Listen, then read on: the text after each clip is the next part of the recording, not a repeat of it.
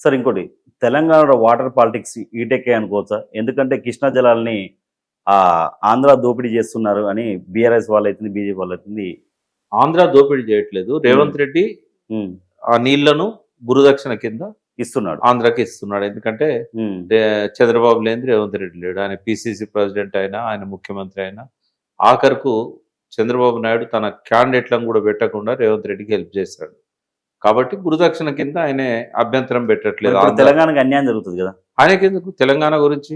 ఆయన ముఖ్యమంత్రి అయినా కూడా హ్మ్. ఆయన ఎన్నడూ తెలంగాణ గురించి ఆలోచించిండు? ఆయన ఎప్పుడన్నా తెలంగాణలో ఉద్యమంలో వచ్చిండా? ఇప్పటికైనా అమరవీరుల స్తూపం దగ్గర 2 పూలేసింది ఏదన్నా ఉందా మీ దగ్గర? జై తెలంగాణ అన్నాడా?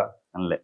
మేమెప్పుడు కూడా ఆయన తెలంగాణ ఓన్ చేసుకోదు. హ్మ్. ఆయన ముఖ్యమంత్రిగా ఇంకా 5 ఏళ్ళు ఉన్నా కూడా హ్మ్. ఆయన ఆయన యాక్సిడెంటల్‌గా వచ్చిన చీఫ్ మినిస్టరే తప్ప హ్మ్. తెలంగాణ ప్రజలు ఇష్టపూర్వకంగా ఎన్నుకున్న సీఎం అయితే కాడాయన. హ్మ్. ఆయన ఆయన జలదోపిడి విషయంలో ఫస్ట్ ఎందుకంటే ఆయన సార్ దీని గురించి ఎక్కువ మీకే తెలియాలి వాటర్ గురించి. అంటే ఇప్పుడు ఎంతో అన్యాయం జరుగుతుంది తెలంగాణకు.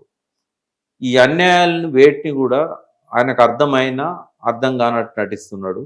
చంద్రబాబును ఆపడం లేదు. చంద్రబాబుతో డైరెక్ట్ కాన్ఫ్రంటేషన్ ఆయనకి ఇష్టం లేదు.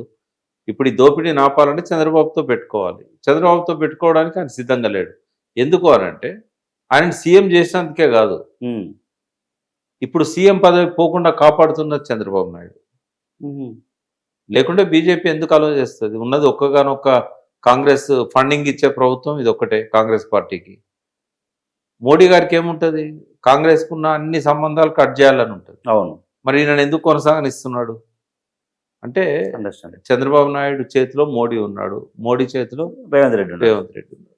కాబట్టే ఆయన జలదోపిడిని అడ్డుకోడు, తెలంగాణ ప్రయోజనాలను కాపాడడు, కేంద్రం నుంచి రావాల్సిన నిధులను రాబట్టలేడు.